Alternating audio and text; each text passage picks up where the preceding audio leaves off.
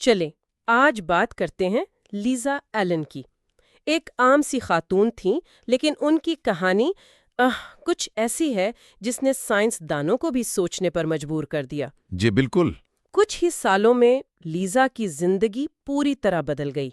وزن کم کیا، میراتھن دوڑ لیں، وہ جو برسوں پرانی سگریٹ نوشی کی عادت تھی وہ چھوڑ دی، پہاڑ جیسا قرض اتار دیا، ماسٹرز ڈگری شروع کی، گھر خریدا، مطلب سب کچھ۔ جی تو سوال یہی اٹھتا ہے کہ آخر یہ سب ہوا کیسے؟ کیا یہ کوئی جادو تھا؟ ہاں، یا کچھ اور؟ دیکھیں، یہ جادو نہیں ہے، یہ ہے عادتوں کی سائنس۔ اور آج ہم چارلز ڈوہگ کی تحقیق، خاص طور پر ان کی مشہور کتاب دی پاور آف ہیبٹس کے ذریعے یہی سمجھنے کی کوشش کریں گے کہ عادتیں بنتی کیسے ہیں؟ جی، بنتی کیسے ہیں، ہماری زندگیوں پر، ہمارے کام کاج پر، یہاں تک کہ پورے معاشرے پر ان کا کتنا گہرا اثر ہوتا ہے۔ اور سب سے اہم بات، کیا ہم انہیں بدل سکتے ہیں؟ بالکل۔ کیا ہم اپنی مرضی سے ان عادتوں کو بدل سکتے ہیں؟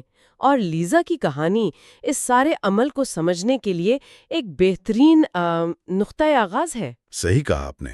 تو ہمارے پاس جو مواد ہے اس میں لیزا جیسی ذاتی کہانیاں بھی ہیں، پھر وہ MIT جیسی جگہوں پر ہونے والی سائنسی تحقیق بھی ہے، جی ہاں۔ اور ایلکو اور سٹار بکس جیسی بڑی کمپنیوں کی مثالیں بھی ہیں۔ مقصد یہ ہے کہ ان سب ذرائع کا نچوڑ نکالا جائے اور یہ سمجھا جائے کہ یہ چھوٹی چھوٹی خود بخود ہونے والی حرکتیں، جنہیں ہم عادتیں کہتے ہیں، ہاں عادتیں، وہ اصل میں ہماری زندگی کی ڈرائیونگ سیٹ پر کیسے بیٹھی ہیں۔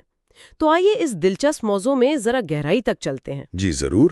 سب سے بنیادی بات جس سے ہمیں شروع کرنا چاہیے وہ ہے عادت کا چکر، ہیبٹ لوپ۔ ہیبٹ لوپ، ٹھیک۔ یہ ایک طرح کا دماغی شارٹ کٹ ہے۔ ہر عادت چاہے اچھی ہو یا بری اسی چکر پر چلتی ہے۔ اس کے 3 حصے ہیں۔ 3 حصے؟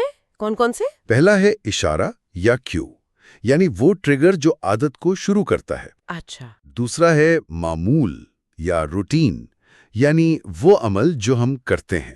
ٹھیک ہے۔ اور تیسرا ہے انعام، ریوارڈ، یعنی وہ فائدہ یا احساس جو ہمیں معمول پورا کرنے پر ملتا ہے۔ اشارہ، معمول، انعام۔ اشارہ، معمول، انعام۔ اچھا، وہ MIT والی تحقیق یاد ہے جس میں چوہوں کو بھول بھلائیوں میں چاکلیٹ تک پہنچنا تھا؟ جی جی بالکل۔ اس سے یہ بات بہت واضح ہو جاتی ہے نا؟ شروع میں تو چوہے بیچارے ادھر ادھر بھٹکتے تھے، دیواروں سے ٹکراتے تھے۔ ہاں، لیکن جیسے ہی انہیں وہ چاکلیٹ ملی ان کے دماغ میں کچھ کلک ہوا، اور جب بار بار ایسا ہوا تو انہوں نے راستہ سیکھ لیا۔ لیکن سب سے حیران کن بات جو سائنسدانوں نے نوٹ کی وہ یہ تھی کہ جب راستہ پکا ہو گیا، عادت بن گئی۔ جی، جب عادت بن گئی تو چوہوں کے دماغ کی سرگرمی راستے پر دوڑتے ہوئے یعنی معمول کے دوران بہت کم ہو گئی۔ اچھا، دماغ جیسے آٹو پائلٹ پر چلا گیا۔ واہ! لیکن جیسے ہی اشارہ ملتا تھا وہ کلک کی آواز، ہاں، اور جب انعام ملتا تھا یعنی چاکلیٹ، تو دماغی سرگرمی ایک دم تیز ہو جاتی تھی۔ اچھا، اسے چنکنگ کہتے ہیں۔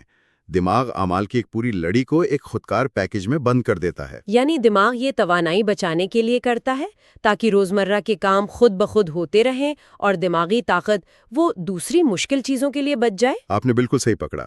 یہ دماغ کا ایک بہت مؤثر نظام ہے، اور اس سارے عمل میں دماغ کا ایک خاص حصہ جسے بیزل گینگلیا کہتے ہیں۔ Basal ganglia? جی، وہ کلیدی کردار ادا کرتا ہے۔ یہ حصہ عادتیں بنانے اور انہیں ذخیرہ کرنے کا ذمہ دار ہے۔ یوجین پولی EP کی کہانی یہاں بہت اہم ہے۔ انہیں ایک وائرل انفیکشن ہوا تھا جس نے دماغ کو ایسا نقصان پہنچایا کہ وہ کوئی نئی یادداشت نہیں بنا سکتے تھے۔ اوہ، مطلب انہیں کچھ یاد نہیں رہتا تھا؟ بالکل، انہیں یہ بھی یاد نہیں رہتا تھا کہ 5 منٹ پہلے کیا ہوا تھا۔ تو پھر وہ زندگی کیسے گزارتے تھے؟ یہ تو بہت مشکل صورتحال ہے۔ یہی تو حیرت کی بات ہے۔ وہ نئی یادیں نہیں بنا سکتے تھے، لیکن وہ نئی عادتیں بنا سکتے تھے۔ نئی عادتیں یادداشت کے بغیر؟ جی، مثلاً وہ روز صبح اپنے گھر میں کچن تک جا کر ناشتہ بنا لیتے تھے، حالانکہ انہیں یاد نہیں ہوتا تھا کہ کچن کہاں ہے یا ناشتہ کیسے بنانا ہے۔ یہ کیسے ممکن ہے؟ عادت کی وجہ سے۔ وہ اپنے گھر کے باہر چہل قدمی کے لیے جاتے تھے اور بغیر کسی نقشے کے یا یادداشت کے، صرف عادت کی بنیاد پر واپس گھر پہنچ جاتے تھے۔ کمال ہے۔ اگر ان سے پوچھا جاتا کہ آپ کا گھر کہاں ہے تو وہ نہیں بتا پاتے تھے۔ اس سے یہ ثابت ہوا کہ عادتیں ہماری یادداشت کے نظام سے بالکل الگ کام کرتی ہیں۔ یہ دماغ کے زیادہ قدیم حصے میں بنتی ہیں۔ یہ تو واقعی حیران کن ہے۔ اگر عادتیں اتنی پختہ اور خودکار ہوتی ہیں، دماغ میں اتنی گہری جڑیں رکھتی ہیں، تو پھر انہیں بدلنا تو بہت مشکل ہوگا۔ کیا یہ ممکن بھی ہے؟ مشکل ضرور ہے، ناممکن نہیں۔ اور یہیں پر چارلز ڈوہیک کا سنہری اصول سامنے آتا ہے، the golden rule of habit change. سنہری اصول وہ کیا ہے؟ اصول بہت سادہ ہے۔ کسی عادت کو بدلنے کے لیے آپ کو اشارہ اور انعام وہی رکھنا ہوتا ہے۔ اشارہ اور انعام وہی؟ جی، لیکن درمیان کا معمول بدلنا ہوتا ہے۔ اچھا، یہ کیسے کام کرتا ہے؟ صرف معمول بدلنے سے؟ کوچ ٹونی ڈنجی کی مثال لیں۔ وہ ایک امریکن فٹ بال ٹیم بکینیئرز کے کوچ بنے جو مسلسل ہار رہی تھیں۔ ہاں، میں نے سنا ہے ان کے بارے میں۔ تو ڈنجی نے آ کر کھلاڑیوں کو بالکل نئے کھیل یا پیچیدہ حکمت عملی سکھانے کی کوشش نہیں کی۔ انہوں نے دیکھا کہ کھلاڑیوں کے پرانے اشارے جیسے کھیل شروع ہونے کا سگنل اور انعام یعنی کھیل میں کامیابی کا احساس وہ تو وہی ہیں۔ انہوں نے صرف یہ کیا کہ ان پرانے اشاروں پر نئے، زیادہ تیز اور مؤثر معمولات پر عمل کرنے کی مشق کروائی۔ اچھا، پرانے اشارے پر نیا رد عمل۔ بالکل۔ نتیجہ ٹیم کی کارکردگی ڈراماٹک طور پر بہتر ہوئی اور وہ جیتنے لگے۔ انہوں نے عادت کے چکر کو توڑا نہیں بلکہ اسے ہیک کیا۔ یہ تو ٹیم کی بات ہوئی۔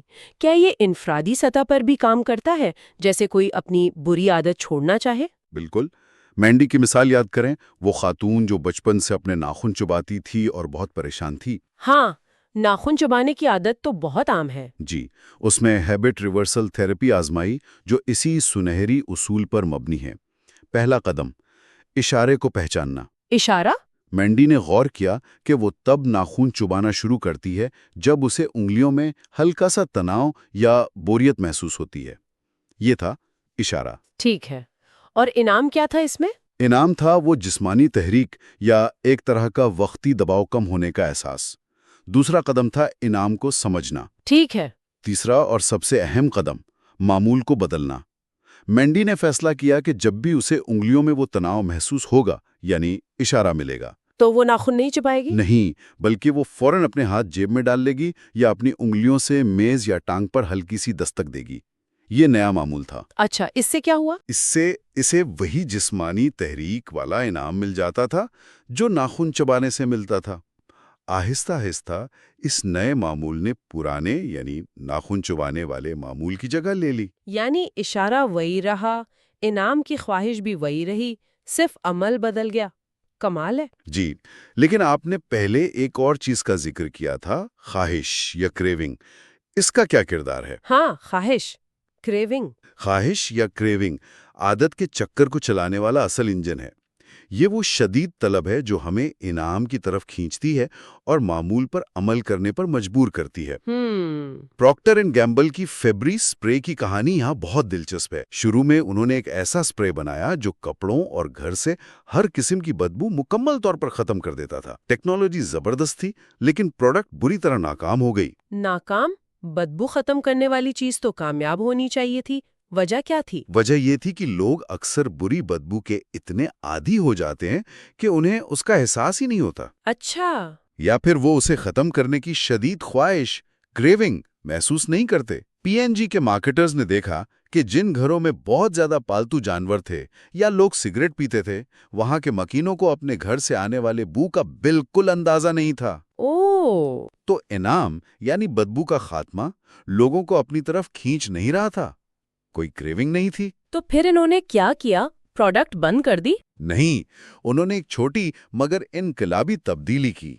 فیبریز میں ایک ہلکی سی تازہ اور خوشگوار مہک شامل کر دی۔ خوشبو شامل کی؟ جی، اور مارکیٹنگ کا زاویہ بدلا۔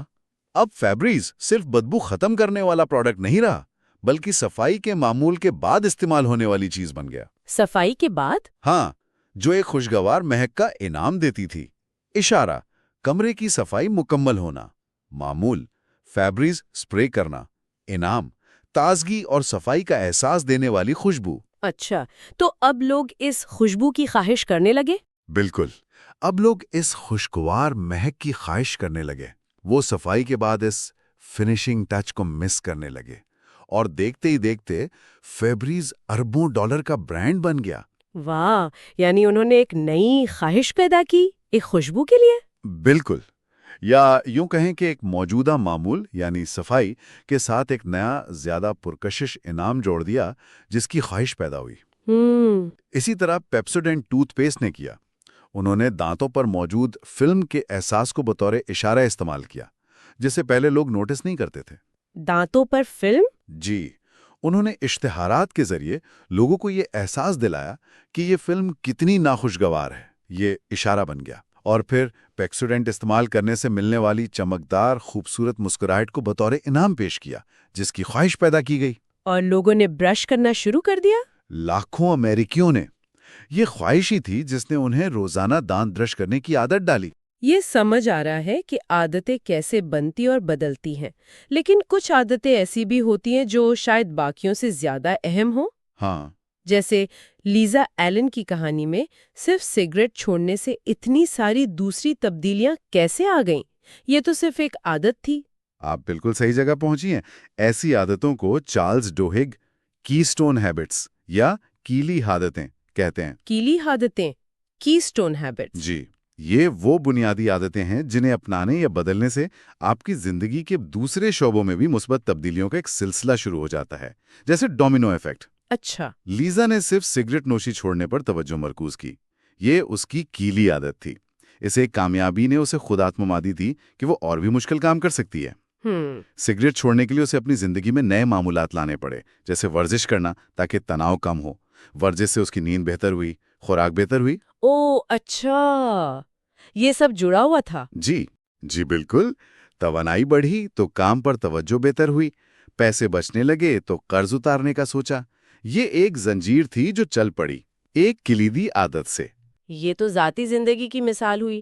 کیا کاروباری دنیا میں بھی ایسا ہوتا ہے؟ یقیناً۔ ایلکوآ، جو دنیا کی بڑی ایلومینیم کمپنیوں میں سے ایک تھی، جب پال اونیل اس کے CEO بنے تو کمپنی کی حالت کچھ اچھی نہیں تھی۔ اچھا۔ اونیل نے آتے ہی سرمایہ کاروں اور مینیجرز کو حیران کر دیا جب انہوں نے کہا کہ ان کی اولین ترجیح منافع بڑھانا نہیں بلکہ کارکنوں کے حفاظت کو یقینی بنانا ہے۔ زیرو ایکسیڈنٹ کا ہدف ہے منافع نہیں، حفاظت؟ یہ تو عجیب بات ہے۔ سرمایہ کار تو پریشان ہو گئے ہوں گے۔ بالکل، سب حیران اور پریشان تھے، لیکن اونیل جانتے تھے کہ وہ کیا کر رہے ہیں۔ حفاظت کو کلیدی عادت بنانے کے لیے انہیں پورے سسٹم کو بدلنا پڑا۔ کیسے بدلا؟ انہوں نے کہا کہ کسی بھی حادثے کی خبر 24 گھنٹے میں CEO تک پہنچنی تھی اور اس کے ساتھ روک تھام کا منصوبہ بھی۔ اچھا۔ اس ایک مقصد نے کمپنی میں نیچے سے اوپر تک مواصلات کو بہتر بنا دیا۔ مینیجرز کو ورکرز کی بات زیادہ غور سے سننی پڑی۔ پیداواری عمل میں جہاں خامیاں تھیں انہیں دور کیا گیا تاکہ حادثات نہ ہوں۔ ملازمین میں محسوس کیا کہ کمپنی کو ان کی فکر ہے۔ نتیجہ، صرف 5 سال میں ایلکوآ کا منافع 5 گنا بڑھ گیا اور وہ دنیا کی محفوظ ترین کمپنیوں میں سے ایک بن گئی۔ کمال ہے، یعنی حفاظت یہاں ایک کلیدی عادت ثابت ہوئی جس نے پوری تنظیم کو بدل دیا۔ بالکل۔ تو یہ کلیدی عادتیں کام کیسے کرتی ہیں؟ کیا یہ صرف خود اعتمادی بڑھاتی ہیں؟ خود اعتمادی، جسے ڈوہگ چھوٹی جیتیں کہتے ہیں، وہ ایک بڑا حصہ ہے۔ جب آپ ایک مشکل عادت بدلتے ہیں تو آپ کو یقین ہونے لگتا ہے کہ تبدیلی ممکن ہے اور آپ دوسری چیزیں بھی بدل سکتے ہیں۔ جی۔ لیکن اس کے علاوہ کلیدی عادتیں اکثر ایسے نئے ڈھانچے یا سٹرکچرز اور معمولات بھی متعارف کرواتی ہیں جو دوسری اچھی عادتوں کو پنپنے کا موقع دیتے ہیں۔ کوئی مثال؟ جیسے تحقیق سے ثابت ہوا ہے کہ جو خاندان پابندی سے رات کا کھانا اکٹھے بیٹھ کر کھاتے ہیں ان کے بچوں میں ہوم ورک کی عادتیں بہتر ہوتی ہیں، نمبر اچھے آتے ہیں اور خود اعتمادی زیادہ ہوتی ہے۔ اچھا، صرف ساتھ کھانا کھانے سے؟ جی، اب یہاں والدین بچوں کو ہوم ورک پر لیکچر نہیں دے رہے ہوتے، لیکن اکٹھے کھانا کھانے کی یہ کلیدی عادت گفتگو کے مواقع پیدا کرتی ہے، خاندانی تعلقات مضبوط کرتی ہے اور بچوں کو ایک منظم روٹین کا احساس دلاتی ہے۔ یہ سب مل کر دوسری مثبت تبدیلیوں کے باعث بنتا ہے۔ یا مائیکل فیلپس کی مثال لیں، تاریخ کے کامیاب ترین اولمپک تیراک۔ ہاں، فیلپس۔ اس کی کامیابی کا راز صرف گھنٹوں کی تیراکی نہیں تھی، اس کی کلیدی عادتیں تھیں، وہ ذہنی مشقیں اور تصوراتی معمولات، ویژولائزیشن روٹینز جو وہ ہر ریس سے پہلے کرتا تھا۔ اچھا، وہ کیا کرتا تھا؟ وہ پوری ریس کو اپنے ذہن میں چلاتا تھا، ہر سٹروک، ہر ٹرن۔ یہ اسے پرسکون رہنے، توجہ مرکوز کرنے اور دباؤ برداشت کرنے میں مدد دیتی تھی، جس سے اس کی جسمانی ٹریننگ کا اثر کئی گنا بڑھ جاتا تھا۔ واہ، یہ سب بہت دلچسپ ہے، لیکن ان سب چیزوں کے لیے عادت بدلنے، کلیدی عادت اپنانے، ایک چیز کی ضرورت تو پڑتی ہوگی نا، وہ ہے قوت ارادی، ول پاور۔ جی بالکل، قوت ارادی۔ کیا یہ کوئی پیدائشی خوبی ہے جو کسی میں کم اور کسی میں زیادہ ہوتی ہے، یا یہ کچھ اور ہے؟ یہ ایک بہت بڑا سوال ہے اور اس پر بھی کافی تحقیق ہوئی ہے۔ کیس ویسٹرن ریزرو یونیورسٹی کا وہ تجربہ یاد ہے جس میں طلباء کو کوکیز اور مولیوں کے درمیان انتخاب کرنا تھا۔ ہاں ہاں، جن بیچاروں کو تازہ پکی ہوئی خوشبودار کوکیز کے سامنے بیٹھ کر صرف مولیاں کھانے کو کہا گیا تھا، ان کی قوت ارادی کا تو سخت امتحان تھا۔ بالکل، اور نتیجہ کیا نکلا؟ اس کے فوراً بعد جب ان طلباء کو ایک مشکل بلکہ ناقابل حل پہیلی دی گئی تو جن طلباء نے اپنی قوت ارادی مولیوں پر خرچ کر دی تھی وہ جلدی تھک گئے ہوں گے۔ وہ پہیلی پر بہت جلد ہمت ہار گئے، جبکہ جن طلباء نے مزے سے کوکیز کھائی تھیں وہ زیادہ دیر تک کوشش کرتے رہے۔ اچھا، اس سے یہ نظریہ سامنے آیا کہ قوت ارادی ایک پٹھے، ایک مسل کی طرح، آپ اسے جتنا استعمال کریں گے یہ اتنا ہی تھک جائے گا۔ یہ ایک محدود وسیلہ ہے۔ مطلب دن کے شروع میں زیادہ، شام تک کم؟ جی بالکل ایسا ہو سکتا ہے۔ اوہ، تو اگر یہ پٹھا ہے تو کیا اسے ورزش کی طرح مضبوط بھی کیا جا سکتا ہے؟ خوشخبری یہی ہے کہ جی ہاں، بالکل کیا جا سکتا ہے۔ سچ میں؟ کیسے؟ آسٹریلیا میں ایک تحقیق ہوئی جس میں لوگوں کو مختلف پروگرامز میں ڈالا گیا۔ کچھ کو باقاعدگی سے ورزش کرنے کا کہا گیا، کچھ کو اپنے پیسوں کا حساب رکھنے کا، کچھ کو زبان سیکھنے کا۔ ٹھیک ہے۔ نتیجہ یہ نکلا کہ جس گروپ نے بھی کسی ایک شعبے میں اپنی قوت ارادی کو استعمال کرنے والی عادت اپنائی، جیسے روزانہ ورزش، ہاں، ان کی زندگی کے دوسرے بالکل غیر متعلقہ شعبوں میں بھی قوت ارادی بہتر ہو گئی۔ وہ کم جنک فوڈ کھانے لگے، سگریٹ نوشی کم کر دی، کاموں کو ٹالنا کم کر دیا، پڑھائی پر زیادہ توجہ دینے لگے۔ واہ، یعنی قوت ارادی کا پٹھا تربیت سے مضبوط ہوتا ہے، یہ تو کمال ہے۔ جی تو کیا کمپنیاں بھی اس اصول کو استعمال کرتی ہیں اپنے ملازمین کے لیے؟ بہت زیادہ۔ اسٹاربکس اس کی بہترین مثال ہے۔ وہ جانتے ہیں کہ ان کے ملازمین، جنہیں وہ پارٹنرز کہتے ہیں، کو روزانہ سینکڑوں گاہکوں سے نمٹنا پڑتا ہے۔ ہاں، اور کبھی کبھی بہت مشکل گاہک بھی ہوتے ہوں گے۔ بالکل، اور کبھی کبھی بہت مشکل اور غصے والے گاہکوں سے بھی۔ یہ وہ لمحات ہوتے ہیں جنہیں انفلیکشن پوائنٹس کہا جاتا ہے، جب آپ کی قوت ارادی کا اصل امتحان ہوتا ہے۔ اگر ملازم تھکا ہوا ہو یا جذباتی ہو جائے تو بات بگڑ سکتی ہے۔ تو اسٹاربکس کیا کرتا ہے اس کے لیے؟ وہ اپنے ملازمین کو ان انفلیکشن پوائنٹس کے لیے پہلے سے تیار کرتے ہیں۔ وہ انہیں مخصوص معمولات سکھاتے ہیں جن پر وہ مشکل صورتحال میں عمل کر سکیں۔ مخصوص معمولات جیسے ان کا مشہور لاٹے میتھڈ ہے، LATTE۔ لاٹے؟ جی، لسن، گاہک کی بات غور سے سنو، ایکنالج، اس کی شکایت یا پریشانی کو تسلیم کرو، ٹیک ایکشن، مسئلہ حل کرنے کے لیے قدم اٹھاؤ، تھینک، گاہک کا شکریہ ادا کرو، اور ایکسپلین یعنی وضاحت کرو کہ آپ نے کیا کیا۔ اچھا، یہ تو پورا ایک سسٹم ہے۔ جی، یہ ایک طے شدہ روٹین ہے۔ جب کوئی غصے والا گاہک سامنے آتا ہے تو ملازم اپنی قوت ارادی ضائع کرنے کے بجائے اس خودکار معمول پر عمل کرتا ہے۔ اس سے گاہک بھی مطمئن رہتا ہوگا اور ملازم کی توانائی بھی بچتی ہوگی۔ بالکل۔ یعنی پہلے سے منصوبہ بندی کرنا کہ مشکل وقت آئے گا تو کیا کرنا ہے، یہ قوت ارادی کو عادت بنانے جیسا ہے۔ بالکل۔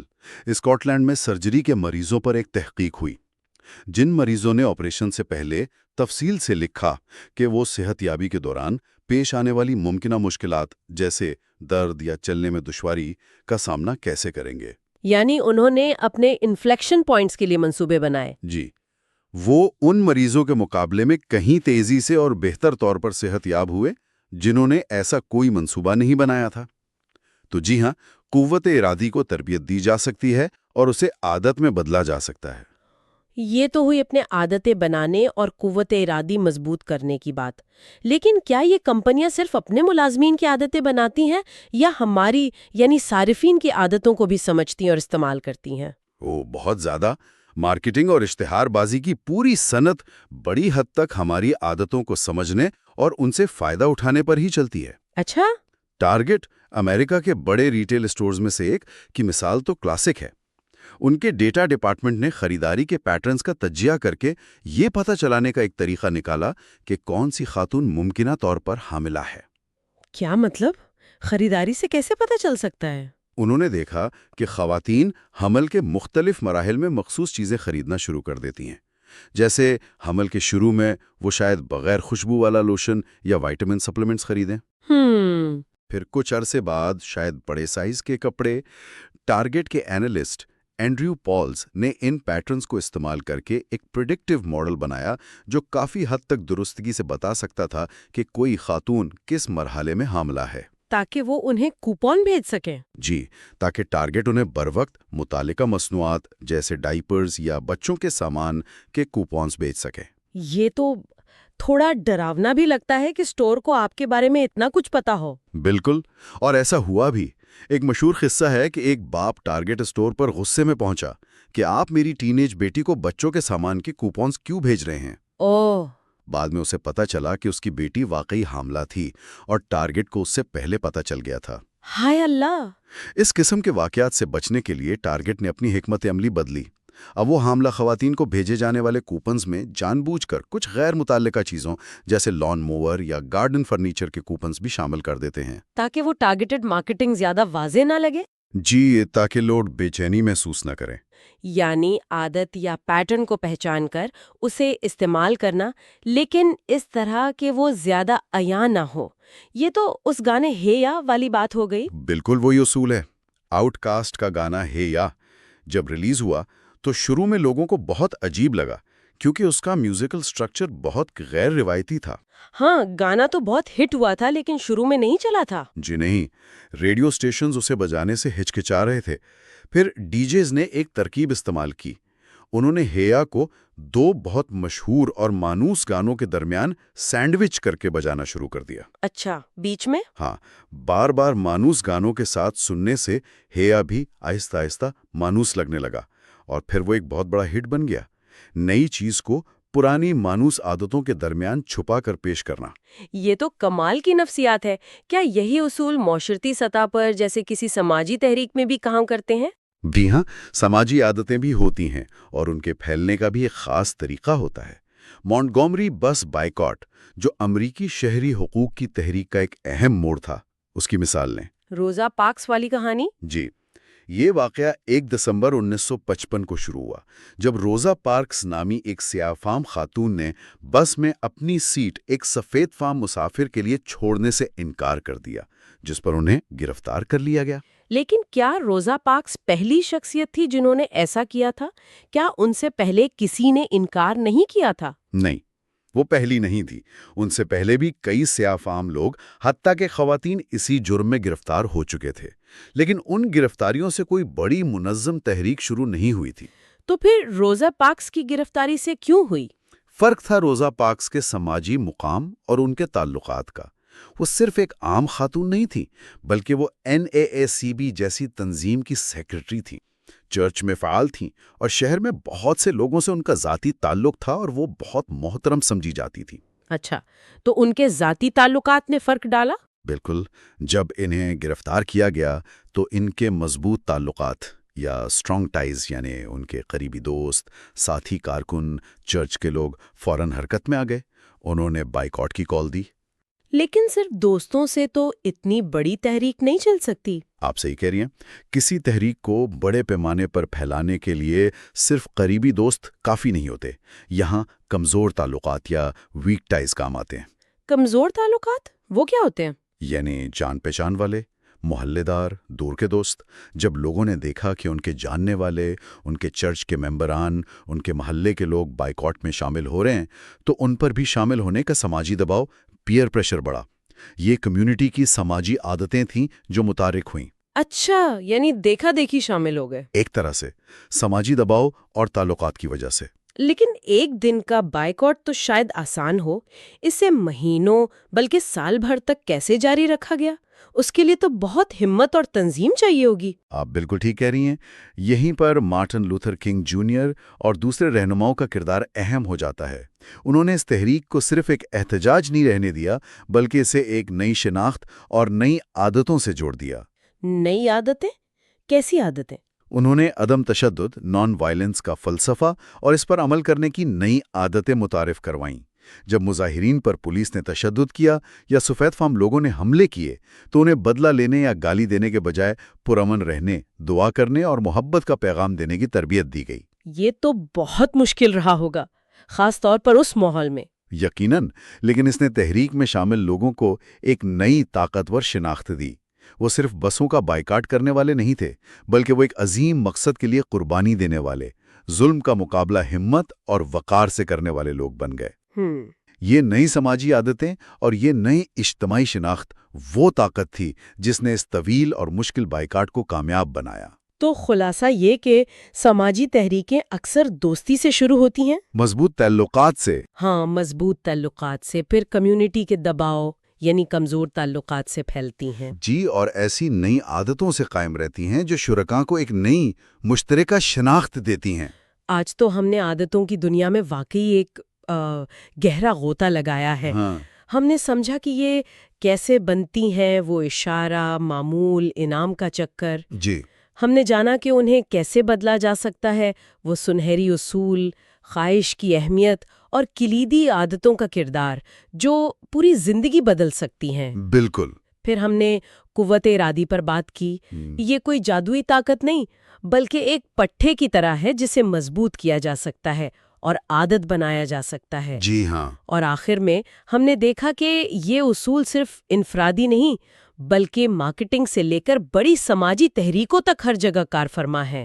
بالکل، اور سب سے اہم بات یہ ہے کہ جب ہم یہ سمجھ جاتے ہیں کہ عادتیں کیسے کام کرتی ہیں تو ہمیں انہیں قابو میں کرنے کی طاقت مل جاتی ہے۔ یہ علم ہمیں اپنی زندگیوں کو بہتر بنانے، اپنی تنظیموں کو زیادہ مؤثر بنانے اور یہاں تک کہ معاشرے میں مثبت تبدیلی لانے کے قابل بنا سکتا ہے۔ لیکن یہ ساری بحث ہمیں ایک بہت بنیادی اور شاید مشکل سوال پر لا کھڑا کرتی ہے: ہم اپنی عادتوں کے لیے کس حد تک ذمہ دار ہیں؟ ہاں، یہ سوال تو ذہن میں آتا ہے، خاص طور پر جب ہم اینجی باخمن جیسی کہانی سنتے ہیں جو جوئے کی لت میں اپنا سب کچھ ہار گئیں، جی، یا برائن تھامس، وہ شخص جس نے نیند میں چلتے ہوئے ایک خوفناک خواب، سلیپ ٹیرر کے زیر اثر انجانے میں اپنی بیوی کو قتل کر دیا، یہ سمجھتے ہوئے کہ وہ کسی حملہ آور کا مقابلہ کر رہا ہے۔ جی، یہ دونوں ہی بہت پریشان کن مثالیں ہیں۔ عدالت نے برائن تھامس کو بری کر دیا، یہ مانتے ہوئے کہ وہ اپنے عمل کے وقت ہوش میں نہیں تھا، اس کا دماغ آٹو پائلٹ پر تھا۔ ٹھیک ہے۔ دوسری طرف جوئے خانے نے اینجی باخمن پر لاکھوں ڈالر کا مقدمہ کیا اور جیتا، یہ دلیل دیتے ہوئے کہ وہ اپنی جوئے کی عادت کی ذمہ دار تھیں۔ تو کیا یہ دونوں فیصلے منصفانہ تھے؟ ذمہ داری کی لکیر کہاں کھینچی جائے، خاص طور پر جب ہمیں معلوم ہے کہ عادتیں کتنی طاقتور اور خودکار ہو سکتی ہیں؟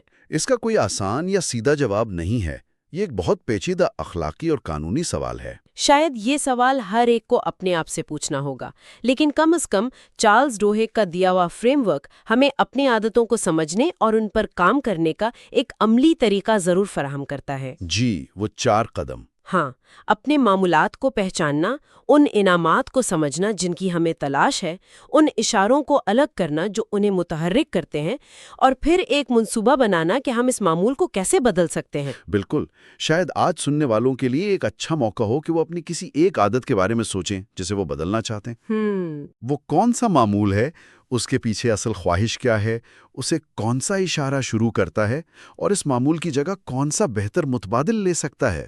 صرف یہ سمجھ لینا بھی تبدیلی کی طرف پہلا قدم ہے۔ جی، پہلا اور شاید سب سے اہم قدم۔